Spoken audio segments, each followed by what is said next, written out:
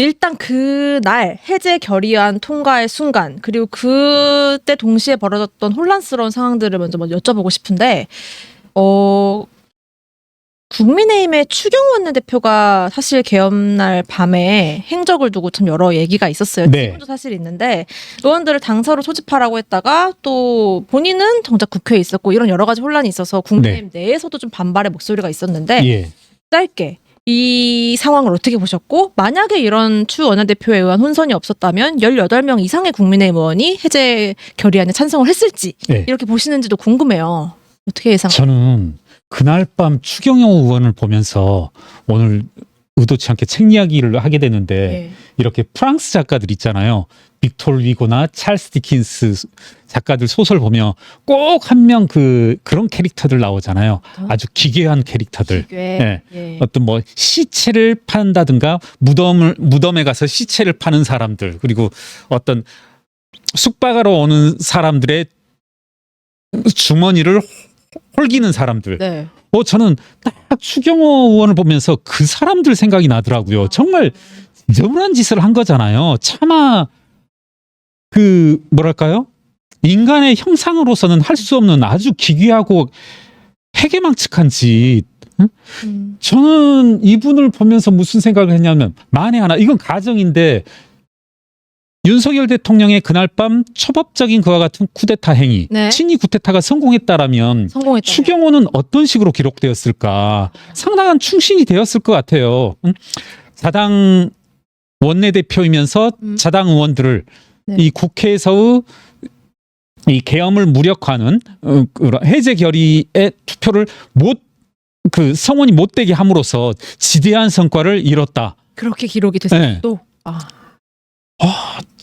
정말 저는 이 사람 좀 취했다. 정말 기괴한 형상으로. 예. 그리고 뭐 시간은 좀 건너뛰지만은 네. 추경호를 또 옹호하는 네. 국민의힘 중진 의원들, 뭐 절대다수 의원들, 참 뭐랄까요? 국민의 뜻과는 많이 멀어져 있고 떨어져 있구나. 예. 오늘 국민의힘 중진 의원들이 모여서 이 추경호 원내대표의 재신임을 더 한 번 더 목소리를 냈다고 하는데요. 그것 포함해서 이제 국민의힘 상황 또 국회 상황은 잠시 후에 네. 다시 심층적으로 보도록 하고요. 계엄에 대한 급한 불은 그날 6시간 만에 꺼졌는데 네. 윤 대통령도 이제 해제를 발표를 했죠. 예. 근데 여당에서 다음날 바로 뭐 한동훈, 추경호 중진 의원 몇 명이 용산에 가서 윤 대통령과 회동을 했잖아요. 예. 그때 윤 대통령이 나는 잘못한 것 없고 야당의 이런 폭거에 경고하기 위해 계엄을 내린 것이다라고 이야기를 했다는 거잖아요. 예. 이 발언은 또 어떻게 보셨어요? 그러니까 이 경우에는 이리 가나 저리 가나 본인의 어떤 상당히 위헌적인 요소, 뭐 나아가서는 내란적인 요소를 드러낸 거죠. 그럼 민주당을 비롯한 종북 좌파 세력에 경고하기 위해서 계엄령을 발동했다. 이건 보면은 계엄령 발동 사유가 되지 않잖아요. 네. 그럼 이제 위법부당한 계엄령이었음을 스스로 실토하는 거고, 또 하나 지금 드러나는 것은 뭐 그런 거지 않습니까? 핵심 이슈 중에 하나는 이제 부정선거라는 거고. 네. 저는 종종 그런 생각을 하거든요. 우리 뭐 여러분들 조금 조그만 동아리 활동, 동호회 활동 많이 하실 텐데, 저는 무슨 생각을 해보냐면, 대학교 때 저도 이제 소위 서클 동아리 활동들을 해봤는데, 동아리원들의 성향이 이 동아리 회장 닮아가거든요. 네. 그거 분명히 있습니다. 좀 동아리 회장이 이렇게 뭐 술 좋아하고 어쩌고 하면 다 그렇게 되고, 좀 뭐 이러 막 원칙 따지고 어쩌고 따지면 그런 성향이 주류라고 하고 하는데, 네. 참 윤석열 대통령의 지난 인사들 모습, 뭐 김행 씨라든가 김행 후보자라든가 또 몇몇 후보자들, 사람들이 왜 저리 좀 비굴하고 좀 뭐랄까요? 떳떳하지 못하냐. 이면이고 아니면 아니고 조금 정면 대응을 했으면 좋겠는데, 비굴하다, 비굴해 보인다, 뭐 그런 생각을 했었는데, 윤석열 대통령의 모습도 비굴한 거죠. 저는 뭐 솔직히 말씀드리면 윤석열 대통령이 상당히 뭐랄까요? 조금은 강골 기질에 이면이고 아니면 아니다 이런 기질로 알았었는데, 저 사람들은 왜 저러지? 뽑는 사람들마다 왜 저럴까 했었는데, 이번 모습이 그런 것들을 설명해 주지 않나. 참 비겁했다. 비겁했다. 계엄령을 내리고서 결국은 한동훈 대표와 한 총리를 앞에 두고서 했던 말이 야당에 대한 경고령이었다. 좀 뭐 그런 해명, 변명조차도 조금 비굴해 보인다. 네. 예. 이 경고성이었다는 것에 대해서 한동훈 대표는 바로 이 경고성으로 계엄을 내리는 거는 뭐 부당하다, 뭐 용납할 수 없다 네. 이렇게 또 입장을 냈고요. 근데 이 경고성이라기에는 구체적인 체포 명단이 또 나와버렸어요. 예. 또 싹 다 국회의원들 잡아 정리하라 뭐 이런 식의 발언도 증언도 나왔고요. 네네. 이 홍장원 국정원 1차장이 직접 이 충암파 중에 한 명으로 꼽히는 여인영 방첩 사령관에게 전화로 직접 들은 명단이 바로 공개가 된 건데, 이 홍장원 1차장은 뭐 듣다가 너무 황당해서 접었다 이런 얘기 예. 했잖아요. 뭐 명단 많이들 이미 들으셨겠지만 이재명, 우원식, 한동훈, 박찬대, 김민석, 정청래, 조국, 김어준, 김명수 전 대법원장, 권순일 전 대법원까지 포함이 돼 있는데, 이 명단 어떻게 보셨어요? 그리고 한동훈 대표가 들어있는 거 어떻게 보셨어요? 저는 이거 보면서 조금 뭐 시청자분들이 그리고 기자님이 가지고 있는 생각과 조금 다를 수 있고 뭐 뭐랄까요, 문제 의식을 심각하게 못 느낀다면 못 느낄 수도 있는 게, 네. 저는 정말 한편으로는 이게 희극이잖아요. 지금 한편의 희극인데 그 희극의 단면을 보여주는 것 같은데, 저는 분명히 이게 사실이라는 가정하에 뭐 일각에선 그 말은 홍장원 차장의 발언의 신빙성을 뭐 따지는 사람도 있는데, 네. 뭐 그건 차치하고서라도 그 발언의 신빙성, 저는 윤석열 대통령이 하긴 했을 것 같아요. 그래요. 이런 명단을 쭉 말하긴 했을 거다. 네. 그런데 이걸 심각하게 받아들여야 되나? 아하. 제가 이거 개인적인 경험인데 구체적으로 이야기를 해볼게요. 과거 정권 극초반에 네. 대우조선 해양과 관련된 이 하청 노동자, 주로 이제 용접 노동자들의 그런 이제 파업이 네. 있었습니다. 네. 조업이 중단되고 하는 게 있었는데, 그때 이건 좀 심각할 수도 있고 아닐 수도 있는데 군부대 투입 이야기도 나왔었거든요.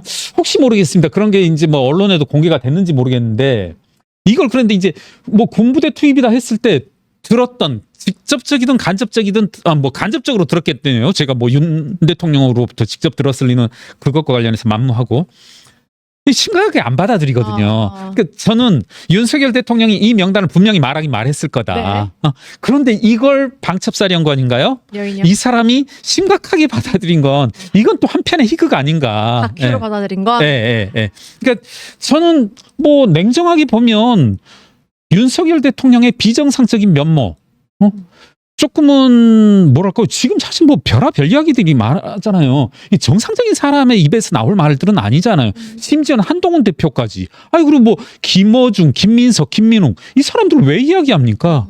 뭐 또 일각에선 그러잖아요. 야, 여기 나오는 사람들은 지금 이제 몸값 올라갔다, 뭐 그런 말들까지 하던데. 띄워줬다. 네. 대통령이 오히려. 그러니까 저는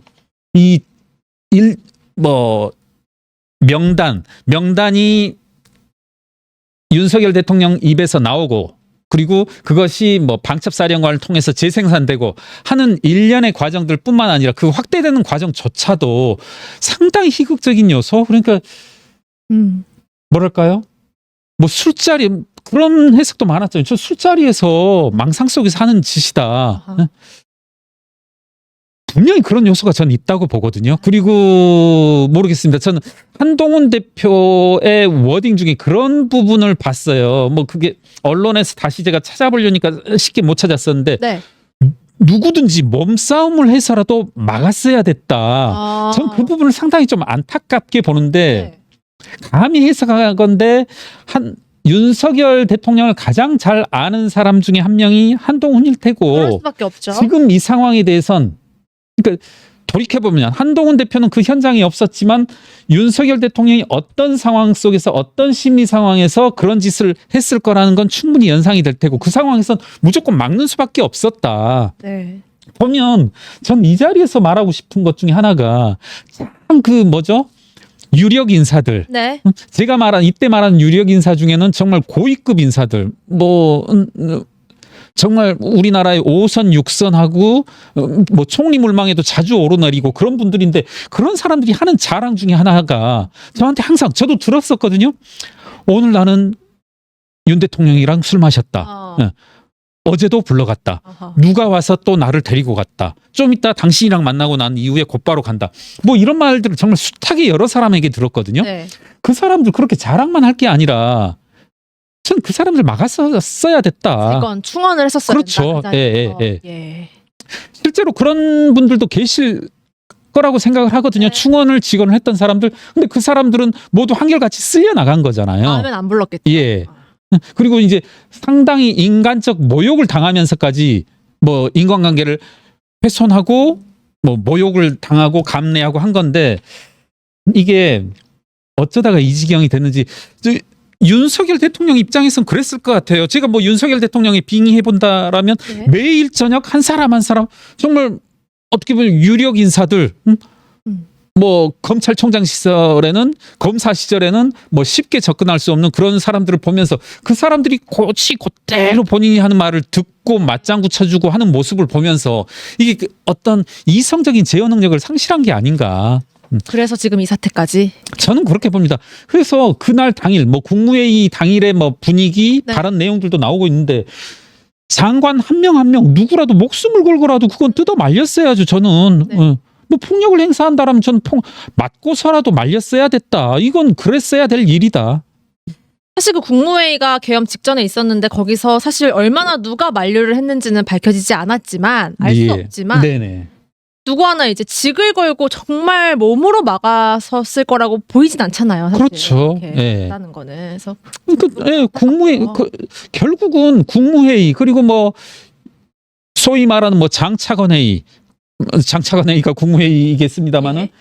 용산 대통령실 내에서 있었던 회의 의사소통 과정들이 항상 이래 왔지 않겠는가. 네. 항상 윤석열 대통령은 대노하고 또 본인의 주장을 극단적으로 내세우고 뭐 그에 대해서 아무도 뭐 직언을 하지 않는 그런 모습들이 반복되면서 결국 이와 같이 일이 누구도 감당하지 못할 만큼 세계가 경악할 만한 사건으로 확대되지 않았나 하는 생각을 합니다. 근데 이게 만류를 하지는 못할 망정 오히려 더 건의하고 독려하고 부추겼던 인물이 또 대표적으로 이 충안파로 거론되는 김용현 그렇죠. 전 국방부장이에요. 네. 이제 그리고 또 이제 한 명이 또 다른 충안파가 이상민 전 행정장관인데요. 둘 다 이제 전직 장관이 되긴 네네. 했지만 이 김용현 전 장관은 체포가 됐고 처음 계엄을 건의한 사람으로 이제 언급이 되는데 여러 이야기들이 사실 나오고 있어요. 지금도 계엄 전에 평양에 이제 무인기를 보내서 국지전을 유도했다 이런 예. 얘기도 나오고 계엄 당일에 사실 국회보다 선관위에 더 많은 계엄군들이 갔잖아요. 예. 이게 부정선거 의혹을 직접 언급한 첫 사례가 되기도 했어요. 김용현 전 그렇죠. 장관이. 예.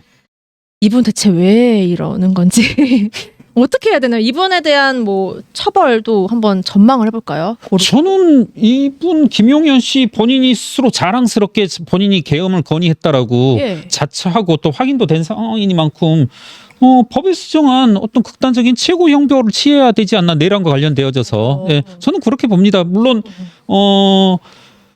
쿠데타가 있은 당일날 그 다음날 뭐 내란인지 여부에 대해서 여러 가지 법률적 검토 가부간의 찬반 토론이 있었던 것으로 아는데 지금은 어느 정도 법률적으로도 좀 의견이 모아지고 있는 것 같더라고요. 네. 적어도 이제 저는 우리나라 국정에 국민들에게 심대한 영향을 미쳤고 그리고 미처 그날은 예상치 못했었지만 네. 지금 경제적으로도 아, 어마어마한 지금 손실을 야기한 거잖아요. 전 맞습니다. 그래서 이 사람들 정말 내란에 대해서 법에서 정한 최고 형벌을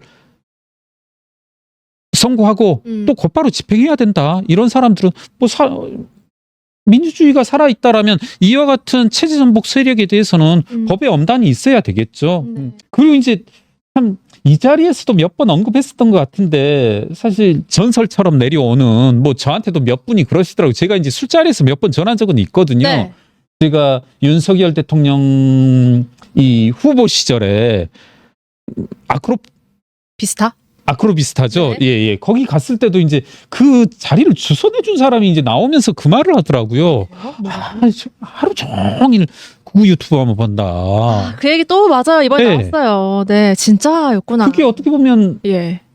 후보 시절도 아니죠. 후보 시절도 아니고 막 검찰총장을 그만뒀을 때니까 전 그때 아이 설마 했고 뭐 그 사람하고 논쟁하진 않았습니다만은 별의별 이야기를 다 한다. 뭐 잘못 알고 있거나 어떻게 또 뭐 알고리즘 통해서 순간 들어갈 그치. 수는 있겠지 뭐 그런 식으로 대수롭지 않게 생각했는데 결국은 윤석열 대통령이 극우 유튜브의 어떤 사고방식 생각에 그대로 꽁꽁 묶여 있다는 것을 입증한 거잖아요. 정말 부정선거에 대한 의혹을 진심으로 진지하게 의혹을 가지고 있었을까요? 윤 대통령? 그런 것 같아요. 저는 그런 것 같아요. 그러니까 지금 이 상황에서는 뭐 그런 것 같아요도 아니고 뭐 몸으로 보여준 거잖아요, 사실. 지금 저는 일련의 그런 희비극을 통해서 네. 보여준 것은 뭐 추측이 아니라 단정 지어준 것이죠. 그러니까 저는 아직도 SNS에 지금 속속속속 뭐 그런 분들은 다 뭐 친구를 이제 삭제하고 있고 네. 뭐 다 차단해버리고 있는데 아니 전 그분들한테 한 번쯤은 여쭤보고 싶은 게 아직도 기대를 하고 있더라고요. 어떤 거에 대한? 지금 하나 남은 반전의 계기는 네. 이 계엄군이 선관위에 들어가서 입수한 서류로부터 부정선거를 입증할 수 있는 그런 증거물을 확보하는 것이다. 예. 아니 그런 게 있다라면 이미 나왔을 것이며 아니 지금이 선거관리위원장, 뭐 선거관리위원회, 뭐 사무총장 이런 핵심 인력들은 다 윤석열 대통령 정부 하에서 임명된 사람들일 거 아닙니까? 그리고 제가 알기로 이 감사원의 감사도 있었고, 그리고 만약에 모르겠습니다. 제가 아마 가능할 것으로 아는데 뭐 감사원의 감사 결과가 뭐 아무런 문제 없다. 네. 그리고 선관위 내에서도 내부적인 필터링을 다 했겠죠. 당연히 했지 않았겠습니까? 새로 이제 윤석열 정부가 들어서면서 그럼에도 문제 없다라고 했으면 한번 대통령실에서도 재점검을 해봤을 수 있을 것 같아요. 아니 그리고 이런 거 다 어찌 하고 그럼에도 의심할 여지가 남으면 아직도 행사할 수 있는 공권력이 대통령으로서 많이 있잖아요. 네. 근데 그걸 계엄을 통해서 할 수 있다라고 믿는 이 많은 사람들의 생각들 네. 정말 어쩌면 저럴 수가 있는 건지. 제가 국민의힘 비대위원도 거쳤습니다마는 정말 부정선거라는 네 글자가 나오면 왜 그리 좋아하는 사람들이 많은지. 아직 그게 주류 정치에서 물러났다고 생각을 했는데 2024년에 다시 이게 등장을 할 줄. 네. 아니 그러니까 제가 그런 발언도 했어요. 뭐 이 발언이 또 누군가는 아프게 할 수도 있지만 뭐 5.18의 북한군 투입설, 뭐 부정선거설, 전 다 좋다. 다만 그런 이야기를 할 때는 특히나 공론장에서 얘기할 때는 제발 좀 근거를 가지고 나와서 얘기하자. 예.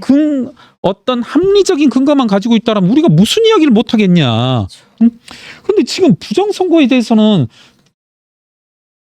나온 근거가 없잖아요. 뭐 실명을 가지고 얘기를 해보자면 제가 지난 대통령 선거 때 모 언론사, 뭐 TV조선에서 네. 어떤 뭐죠? 개표 과정에 뭐 패널로서 1시간 동안 있었는데 처음 시작 순간 제가 한 시간이었었는데 방송 진행이 불가능하더라고요. 왜요? 진행이 불가능했던 이유가 댓글로 계속 지금 강용석 의원이 전 의원이. 네, 강용석 전 의원이 부정선거에 물증을 잡았다. 이것 때문에 너 지금 무슨 한가한 소리 하고 있냐?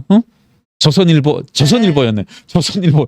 지금 그런 거 할 때가 아니다. 제가 집에 가서 한번 봐봤어요. 예. 그때 순간에 못 보니까.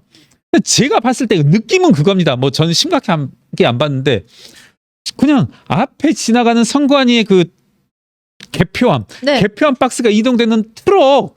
저는 느낌은 지금 상황에서 지금 오늘 이 순간 약간의 양념을 쳐서 해보면 그냥 그 트럭만으로 네. 움직이는 트럭이 부정선거의 증거이다. 정말 전 그렇게 받아들였어요. 그냥 트럭 이동 지금 조금 선관위 직원이 뭘 빼돌리고 빼돌린다. 있다. 뭘 하고 있다. 아니 그렇게 따지자면 모두 만물이 다 부정선거의 증거가 되는 거죠. 그래서 아하. 저는 이런 게 네. 뭐 하나의 단서를 달자면 지금 이 상황에서 뭐 문재인 정부, 김어준 이렇게 끌고 와서 비교하고 하는 것이 뭐 꼭 옳지만은 않다고 생각하지만 이 부정선거의 연원은 김어준 씨잖아요. 그 K값. 네. 정말 김어준이 막대한 해악을 끼쳤다. 이 사람은. 그래서 아니 부정선거라는 종교는 언제 사라질 것인지. 그게 말입니다. 네. 선거 때마다 반복이 되고요. 네. 아니 다시 한번 단서를 달지만 저는 단서를 가지고 합리적인 의심을 근거를 가지고 논의하는 건 언제도 좋다. 예. 그걸로 이제 계엄의 주 원인이 또 부정선거로 등장할 줄이야. 또 몰랐던 사실이고요. 정말 예상치 못했던 상황인데 지금 이 순간에도 어쨌든 이 부정선거의 의혹이 확실한 정황이 나오면 이 판이 뒤집힐 수 있다. 이런 얘기가 실제로 고위 여권 관계자발로 나와서 저희가 보도를 한 바도 있고요. 예. 네, 없진 않은 것 같습니다. 확실히 분명한 건. 네. 또 이게 넘어가기 전에 한 명의 장관, 전직 장관을 보면 좋을 것 같은데요. 이상민 전 장관이에요. 네. 역시나 충암고 출신 정권 내내 탈이 많았던 장관인데 그렇죠. 사의를 표했고요. 예. 어제 대통령이 승인한 것도 사실 좀 주목해봐야 네네네. 될 일이고요. 마지막까지 대통령을 잘 보좌하지 못해서 송구하다. 예. 평범한 시민으로 돌아가겠다. 매 순간 행복했다. 이런 입장을 내고 물러났거든요. 어떻게 예. 보셨어요? 뭐 한 명의 평범한 시민으로 돌아가겠다. 지금 그런 한가한 얘기는 할 때는 아닌 것 같아요. 본인에게 상당한 책임이 있고 또 모르겠습니다. 법적 책임을 떠나서 정치적 도덕적 책임도 져야 될 분이 그런 식으로 넘어갈 수 있는 것인지 좀 뭐랄까요? 뼈를 깎는 그런 반성의 말들, 행동들이 있어야 되지 않나 생각을 합니다. 그런 면에서 또 하나 이제 떠오르는 것은 참 이 정부의 인적 베이스라고 해야 될까? 풀? 인사풀. 이것들의 뭐 빈약함? 그러니까 소위 말하는 이제 충암고 항맥, 네. 인맥이 문제가 되고 있는 건데 그래서 저도 그래요. 뭐 이상민 장관에 대해서 맨 처음 소위 이제 이태원에서 비극을 중심으로 해서 이제 뭐 사퇴해야 된다 그런 여론이 일었을 때 그런 말씀하는 분들이 많더라고요. 아, 정말 이상민 이분 괜찮은 사람이다. 그러니까 인격적으로 훌륭한 분이고 주변에 예, 네. 모두 다 이분이 판사셨나요? 판사 네. 시절에도 인망이 두터운 분이다 하는데 참 저는 지금 돌이켜 생각해 보면 그와 같은 자가 발전들 서로가 서로를 참 이건 국민의힘뿐만 아니라 민주당 정치권 모두가 그런 것 같아요. 가만 보면 이 소위 무한동력이라고 하는 거죠. 우리 이렇게 5명이 있으면 네. 제가 우리 구 기자님 칭찬해주고 기자님은 PD님 칭찬해주고 이게 정말 정치권은 잘 된 것 같아요. 서로가 서로를 이렇게 띄워주면서 인플레이트 해주면서 네. 모두가 서로에게 국민들을 상대로 괜찮은 사람이라는 인상을 심어주는 네.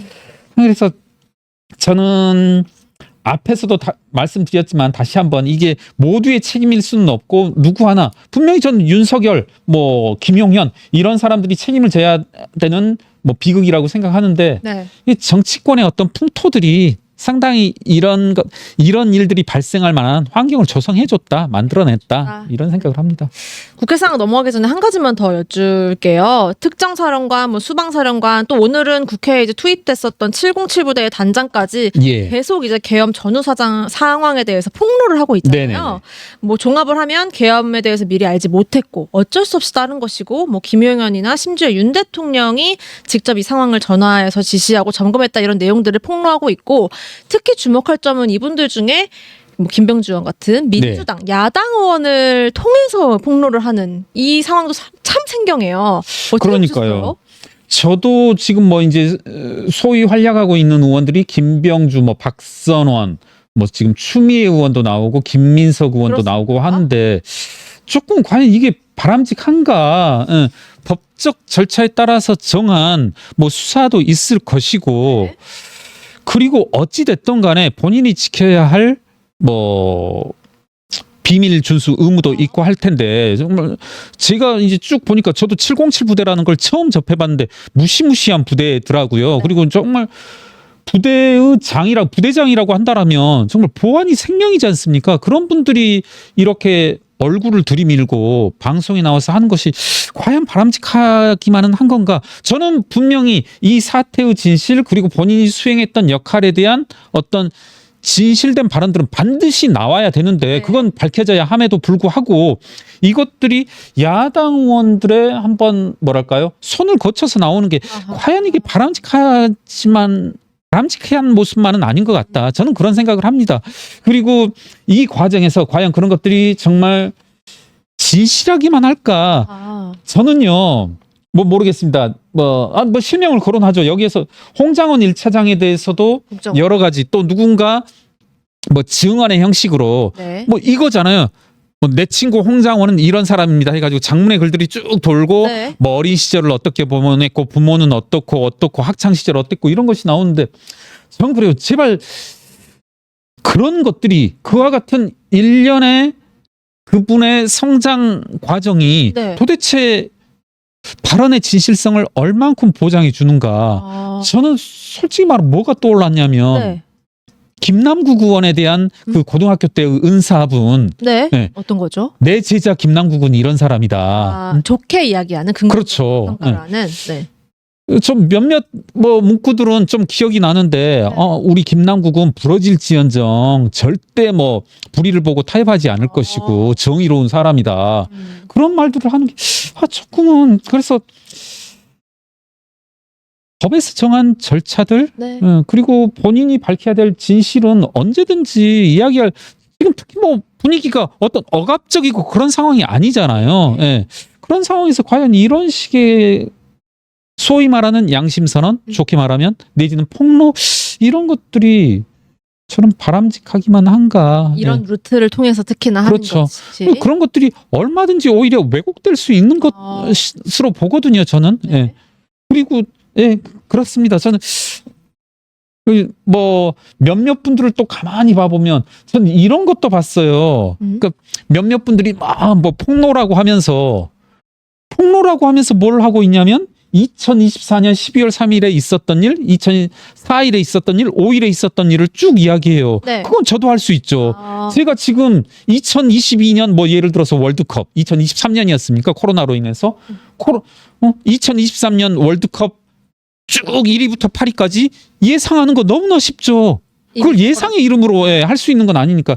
전 그래서 지금 뚜렷이 드러나고 있는 진실들 지금 어떻게 보면 진실의 과다로 좀 뉴스의 과다로 버거워하고 있는 상황에서는 조금 그와 같은 방식이 바람직하지만은 않은 것 같다. 예. 네. 진실이 밝혀져야 되는 것 여부와 관계없이 이 부분에 대해서는 조금 이제 저는 조금은 그런 뭐 고요. 게 있었습니다. 네. 국회 상황을 좀 보면 좋을 것 같아요. 계엄군이 이제 들이닥쳤던 국회 그날 이후에 24시간 정말 풀가동이 되고 있습니다. 네. 어쩔 수 없죠. 근데 가장 컸던 장면 7일에 있었던 탄핵소추안에 대한 본회의 표결 순간이 아니었나 싶습니다. 네. 일단 표결 직전에 윤 대통령이 사흘 만에 침묵을 깨고 대국민 담화 한 2분 정도 했어요. 이것도 네네. 보면 좋을 것 같은데 제 임기 문제를 포함해 앞으로의 전국 안정 방안은 우리 당에 일임하겠다. 이 말이 가장 주요하게 보도가 됐거든요. 예. 어떻게 보셨어요? 이 담화 전체.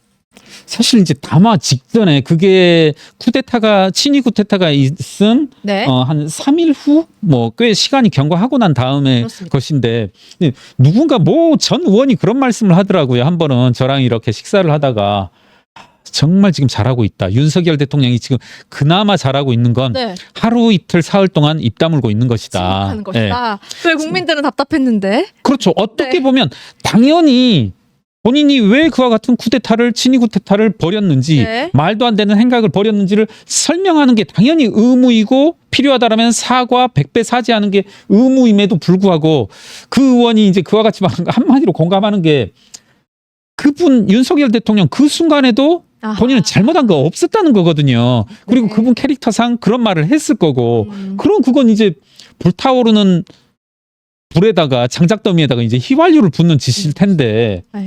그럼 이제 저 역시 이제 봤었고 뭐 당에 일임하겠다. 그게 정말 본인의 진의인지 한편으로는 그 2, 3일간 48시간, 72시간이 지나면서 국민들의 이제 불타는 분노를 보고 그리고 결국은 모든 국가 권력들, 국가 기관들이 이제 본인으로부터 등을 돌리는 보면서 이제 소위 말하는 이제 현타가 온 것으로 보이는데 네. 네. 아니 근데 그 윤석열 대통령이 실제로 정말 이 항변을 하고 싶어 했대요. 이 계엄에 대한 이 정당 그런 것으로 알고 있습니다. 근데 예. 이제 뭐 당에서도 이제 주변 참모들도 계속 만류를 했고 예. 급기야 여러분 기억하시겠지만 뭐 윤 대통령이 국회로 뭐 방문할 것이다 이동 중이다 이런 얘기가 예. 중간에 있었잖아요. 네네. 그래서 뭐 국민의힘 의총에 방문해서 직접 설득할 것이다 이런 얘기들이 뭐 어디까지 뭐 진실일지 모르겠지만 뭐 정말 진짜 이동을 하려고 했다 이런 얘기들이 지배적이고요. 저도 그렇게 알고 있습니다. 네. 저도 이제 국민의힘 내부로부터도 좀 들었는데 사실이었던 것으로 알고 있습니다. 그걸 한동훈 대표 비롯해서 굉장히 만류해서 겨우 이제 네네. 멈췄다 이런 얘기들도 예, 보니까요. 정말 항변을 하루 이틀 사흘 내에 했을 수도 있겠다. 나서서 그런 생각이 그러니까, 드네요. 근데 만료가 됐다. 예. 그러니까 이제 사실 그리고 탄핵이 부결되고 나서 네. 이제 저는 속보의 형식으로 봤는데 참 그런 뉴스 있을 겁니다. 제가 뉴스원의 속보로 이제 제가 봤었는데 뭐 용산 대통령실은 안도하고 맞습니다. 예, 또 있다. 대통령의談話가 국민들에게 영향을 미친 것 같다. 아 그렇게까지 했어요. 네. 그런 걸 보면서 미친 것 같다라는 표정 그 단어를 보면서 정말 미친 것 같다. 정말 이런 메시지가 왜 그러니까 뭐 시청자 여러분께 들리는 그대로 말씀드리면 어떻게 이런 게 설사 그런 생각을 했더라도 네. 그런 게 보도가 될 수 있게 하는지 정말 저는 용산 대통령실의 한 명 한 명들 가끔 이렇게 외부 메시지들 네. 지금 딱 떠오르는 것은 김건희 여사의 그 마포대교 위에서 예. 경찰들을 상대로 이렇게 명령한 듯한 제스처. 네.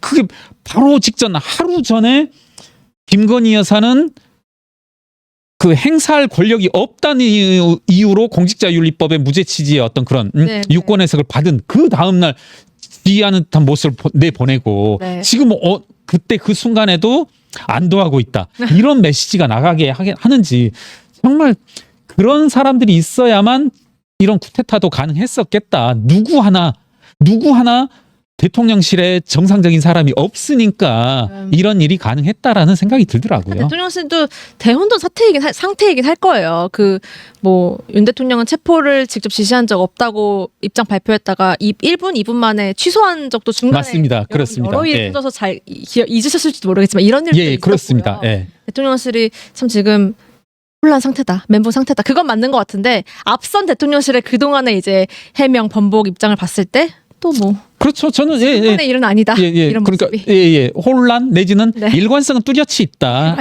이 사람들 아. 그러니까 저는 극우 유튜버들의 네. 어떤 포획된 좋게 말하면 포획된 내지는 극우 유튜버들과 어떤 정신적으로 일체감을 가지고 있는 그런 집단들이다. 이렇게 보는 게 사건 해석에는 뭐 쉽게 접근하는 방법이 아닐까 이렇게 생각합니다. 김건희 특검법 일단 예. 부결됐습니다. 일단 이거부터 봅시다. 김건희 특검법이 198표 찬성으로 부결이 됐네요. 예. 이탈표가 저번보다 2표 늘어서 6표 나왔어요. 예. 이거 어떻게 해석해야 될까요? 저는 개인적으로 예. 그날 이건 순전히 정치공학적 관점에서 보자면 네. 제 수준의 정치공학적 관점에서 보자면 이거 자체가 전 크나큰 실패였고 사실은 김건희 특검에 관한 투표가 있은 직후에 이제 탄핵 투표 이제 시간 간격을 두고 벌어졌는데 저는 김건희 여사에 대한 특검이 부결되는 걸 보고 이거 좀 뭐랄까요? 좀 모르겠습니다. 아직은 조금의 애정을 가지고 있는 입장에서 상당한 실망감, 네. 좀 자칫 모든 게 끝날 수 있다. 저는 당의 실망감. 예, 네. 김건희 특검은 통과됐어야 됐다. 제가 어떤 취지에서 이런 말씀을 드리냐면 만에 하나 그때 당시 제 기억으로도 윤석열 대통령에 대한 탄핵은 네. 그때 당시 이제 분위기를 말씀드리는 겁니다. 국민의힘 내부의 분위기상으로는 탄핵 통과는 불가능했었던 것으로 알고 있거든요. 예. 그러면 윤석열 대통령 탄핵이 불가능한 이유를 국민의 입장에서는 설명해낼 수 있어야 되는데 그 이유를 네. 윤석열, 김건희를 보호하기 위해서가 아니라 네. 국정 혼란을 최소화하고 국민을 위한 어떤 정치 일정상의 이유로 우리는 윤석열 탄핵을 지금 이 순간만은 안 돼야 된다라고 생각했습니다라고 설명하기 위해서는 네. 김건희 여사 특검은 통과시켰어야죠. 저는 김건희 여사 특검을 부결시키면서 이거는 윤석열과 김건희를 보호하기 위한 정치 행동이다. 그러면서 어떤 명분이라고 할까요? 대응 명분을 내팽개쳐버리는. 이렇다. 예. 사실 어떻게 보면 속내를 보여준 거죠. 그러니까 제가 뭐 시청자 여러분들에게 조금은 건방진 말을 하자면 정말 뭐 그런 말씀을 하자면 이건 정말 속임수라도 썼어야 됐다. 그날 윤석열 대통령 탄핵을 못할 거다라면 네. 속임수로라도 이건 정말 저희는 윤석열을 위한 게 아니라 국민을 위한 겁니다. 네. 라고 속이려면 김건희 여사 특검 내줬어야 됐다. 결국은 뭐 솔직하다는 장점은 있는 거겠네요. 윤석열, 김건희를 우리는 보호하기 위해서 특검도 탄핵도 내줄 수 없다.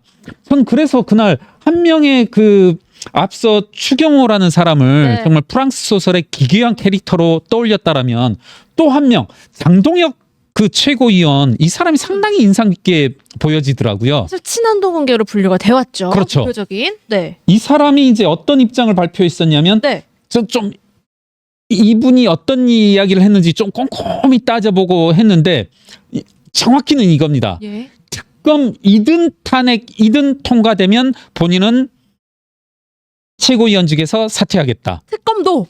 예. 아하. 특검 2등이거든요. 아니 그러네요. 제가 이걸 뭐 모르겠습니다. 뭐 회계사로서 수학적 뭐 제 스스로를 꼼꼼하다고 하긴 뭐하지만 좀스럽게 접근해서 O인지 N인지 따졌다라고 생각하면 분명히 모르겠습니다. 그게 제가 그 사람이 말한 직접적 음성은 못 들었지만 한 언론에 보면 특검 2등 탄핵 2등이라고 하거든요. 네. 그러니까 특검만 통과되더라도 본인은 사퇴하겠다. 그러네요.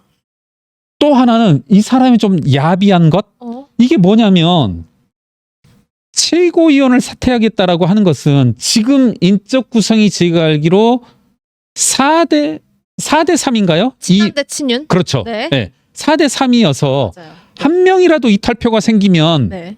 만약에 마음 먹는 순간 친윤 진영이 사퇴를 해버리면 네. 이게 한동훈 대표 체제는 사라지는 거거든요. 네. 또 그리고 비대위로 가겠죠. 그렇죠. 네. 네. 그러니까 비대위 체제로 간다는 건 자연스럽게 한동훈 대표는 사라지는 그러니까요. 뭐 어떻게 보면 뭐 김옥균 프로젝트가 성공하게 되는 거겠죠.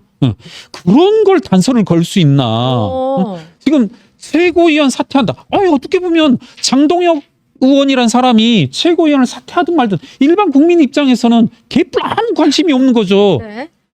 아까 말하고 비슷한데 저는 장동혁 의원이란 사람이 그만큼 뭐 국민들에게 대국민 설득력이 있는 사람인가 그런 사람으로 안 보거든요. 그냥 국민의힘 내부에서만 그냥 대표 최고위원 중에 가장 최고 득표를 함으로써 대표 최고 뭐 서열이 높은 사람일 네. 뿐이지 국민들은 전 장동혁이란 사람에 대해서 별 관심도 없고 그간 별다른 영향력도 없었던 사람이에요. 근데 그 사람이 본인의 최고위원직을 뜬금없이 내걸면서 네.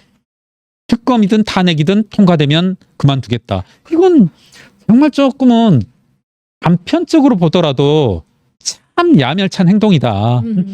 이분은 참고로 총선 시절에 총선 시점에 총선 시점에 사무총장을 했던 사람이고 맞습니다. 공천관리위원이었던 사람이란 말입니다. 어떻게 보면 한동훈 대표를 어떻게 보면이 아니라 실제로 한동훈 대표를 제외하고 최고 실권을 가진 사람이거든요. 네. 네, 실제로 그렇습니다. 뭐 시청자 여러분, 선거가 진행되는 시점에서 사무총장이라고 하면 어떻게 보면 자금줄과 그리고 공천과 관련된 모든 권한의 어떤 핵심 물줄기라고 할 수 있겠죠. 예, 실권자 중 한 명이었죠. 저는 그래서 뭐 이 자리에서 이런 말씀을 하는 것이 뭐 적절할지는 모르겠습니다만은 참 답답한 면이 많았었거든요. 총선이 진행되는 순간. 또 네. 예. 제 개인적으로 물론 제 개인적 시각에 비추어 봤을 때 정말 괜찮은 사람들이 총선에 공천되지도 영입되지도 못했고 그리고 외부로부터 밀려 들어오는 여기에서 뭐 외부라는 것은 시청자 여러분이 생각하는 그분 맞습니다. 네. 외부로부터 밀려오는 외압들 압력들 제대로 막아내지도 못하면서 네. 저는 분명히 상당한 책임이 있었던 사람이고 그럼에도 불구하고 저는 정말 총선 내내 이 사람이 무슨 역할을 하는지 뭘 하는지 도무지 알 수 없었던 사람이거든요. 사무총장이었는데도 불구하고 장동혁 의원. 그런 사람이 자신의 존재감을 이런 식으로 최고위원직을 버리겠다. 이건 국민들로서는 아무 관심도 없고 어떤 의미가 있는지 관심도 없는 사안인데 오직 한동훈 대표 너 들어라 하는 협박인 거잖아요. 그래서 저는 이런 것들이 결국은 외면상으로 나타나는 것은 소위 말하는 친한 진영 내지는 한동훈 대표의 운신의 폭을 상당히 네. 좁히는 거 아닌가. 전 그래요. 그러니까 어찌 보면 이게 뭐 시청자 여러분 어떻게 들리실지 모르겠지만 한동훈 대표의 이 쿠데타 과정에서 일련의 행보는 놀랄만한 것이었다라고 저는 봅니다. 네. 네. 어느 누구도 그렇게 하기 힘들었다라고 보거든요. 네. 어떻게 보면 정치인으로서는 맨 먼저 그와 같은 계엄령의 위헌적인 위법적인 요소를 공개적으로 말하였고, 예. 그리고 대통령의 직무와 관련되어서도 있을 수 있는 최선의 정답들을 내놨다라고 생각하거든요. 네. 그런데 발목을 잡은 사람들은 이렇게 친한 진영 내부에 있었던 사람, 그리고 노골적으로 말하건대 소위 말하는 친한해 한동훈 대표의 어떤 뭐랄까요? 페이버? 예.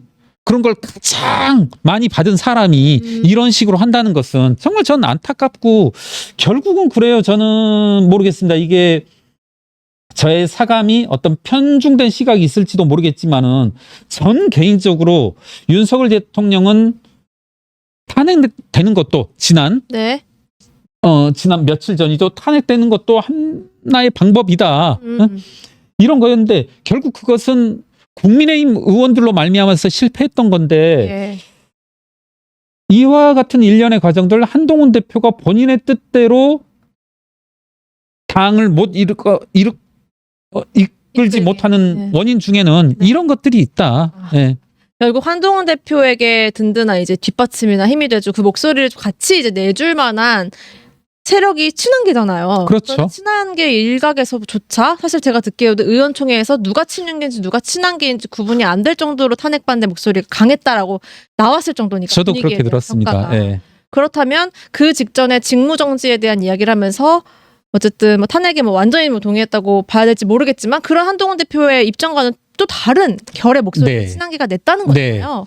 그런 차원에서 참 뭐 고립무원 아닌 고립무원. 그렇죠. 그러니까 저는 약간 충격적인 게, 아니 그래요. 그러니까 앞서 드렸던 말씀과 비슷한 건데, 네. 뭐 나는 탄핵에 반대한다, 뭐 특검에 반대한다 있을 수 있는데, 지금 국민 절대 다수의 뜻은 아니잖아요. 그게 아니잖아요. 그러니까 저는 한 명 한 명 모르겠을 때 국민의힘이라는 전체 의원들을 뭉뚱그려 본다라면, 네. 지금 감히 말씀드리건데 탄핵에 찬성한다, 김건희 특검에 찬성한다는 8대2, 7대3 비율이라 생각하거든요. 국민들의 뜻은. 나오더라고요. 네. 그런데 국민의힘이라는 의원들로 돌아가면, 네. 108명 의원으로 돌아가면 그게 정반대가 되고 있는 거잖아요. 맞아요. 네.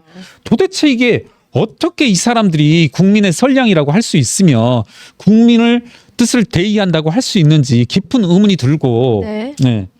참 모르겠습니다. 참 힘든 여정이다. 네, 힘든 여정이다. 그러니까 저는 또 하나 눈여겨봤으면 싶은 게, 네.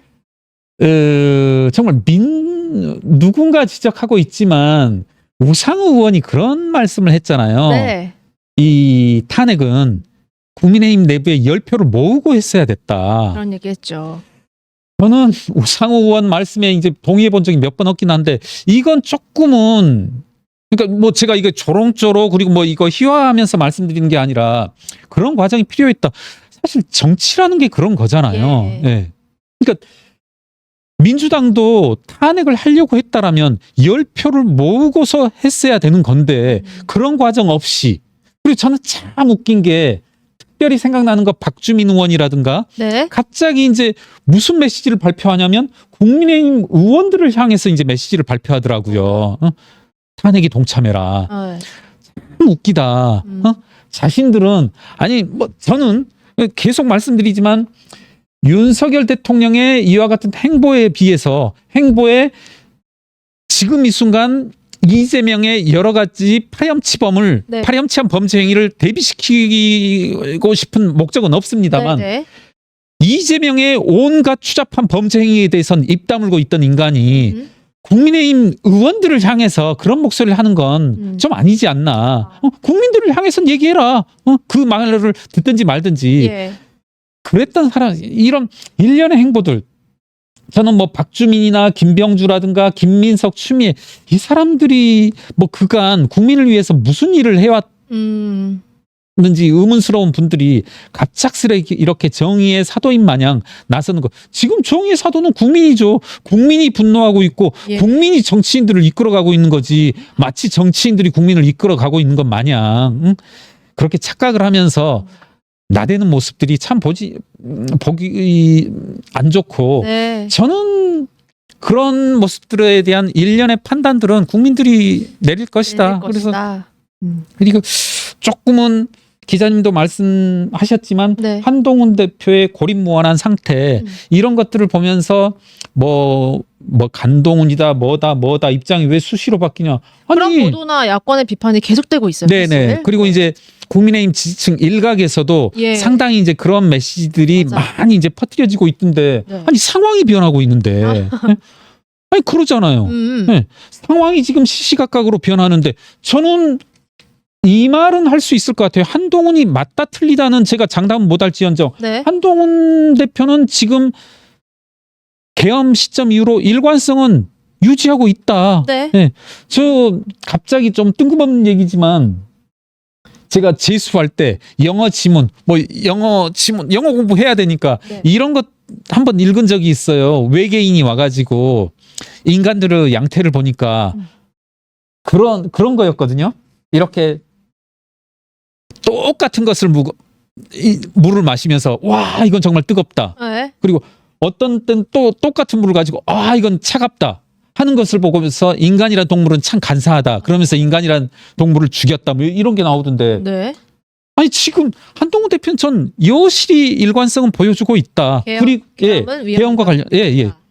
그리고 지금 그거잖아요. 그러니까 윤석열 대통령 문제의 핵심은 그거라고 봐요. 제가 조금은 이건 뭐 옹호적으로 들릴 수도 있다라고 생각하는데 문제의 핵심은 윤석열 대통령의 직무를 어떻게 중지시킬 수 있느냐는 건데 네. 좀 가만히 따져보면 지금 과연 탄핵이 정답인가? 뭐냐면 여러분들도 시청자분들이 저보다 더 잘 알 겁니다. 만약에 탄핵을 하면 이 건이 헌법재판소로 가고 헌법재판소의 여러 가지 심의들을 거치게 되고 그리고 또 뭡니까? 다음 대선을 준비해야 되고 예. 이게 제가 알기로는 뭐 1년 가까이 된다는 거 아닙니까? 네.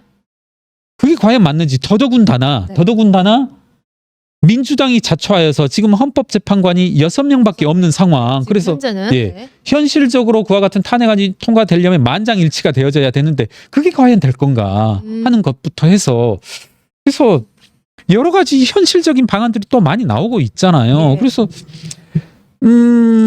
감히 추정컨대 한동훈 대표 역시도 저는 있을 수 있는 방향으로 한동훈 독심술을 발휘해서가 아니라 한동훈 대표도 탄핵을 하나의 수단으로는 생각했을지언정 네. 국민의힘 내부의 반발로 말미암아서 그게 안 됐으니까 네.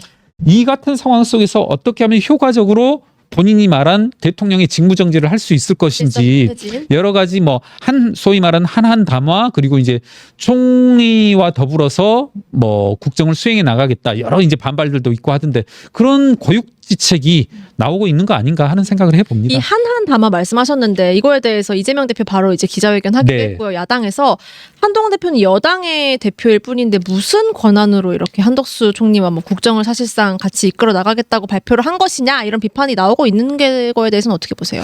근데 우선은 네. 이제 뿐만 아니라 이제 총리로 어떤 총리가 국정을 수행할 수 있는지 그런 것들에 대한 이제 논란들도 있던데 네. 과거 이제 많은 분들이 SNS에도 올리고 이제 법률 주로 기자분들도 올렸던데 2016년 당시 박근혜 대통령 탄핵 정국에서도 민주당 특히 이제 문재인 대표가 제안했던 거 아닙니까? 심지어는 국군 통수권까지 내려놓아야 된다.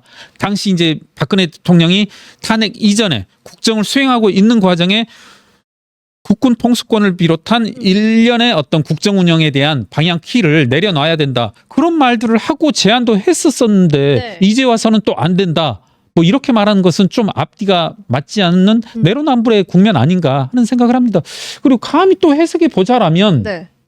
이와 같은 우리가 국정 운영에 있어서 당정이 파트너가 되어져서 해야 된다는 말은 많이 하잖아요. 네. 그런 여당 대표로서 정해진 어떤 통념상 가능한 범위 내에서의 어떤 주도권을 행사하겠다라고 하면 그게 그렇게 이야기 될 만한 것인지 2차 내란이라고 할 만한 것인가 이게. 저는 그런 것들은 참 말장난이고 참 이런 것들이 저는 언젠가는 또 다시 국민들에게서 심판을 받을 것이다. 네. 네.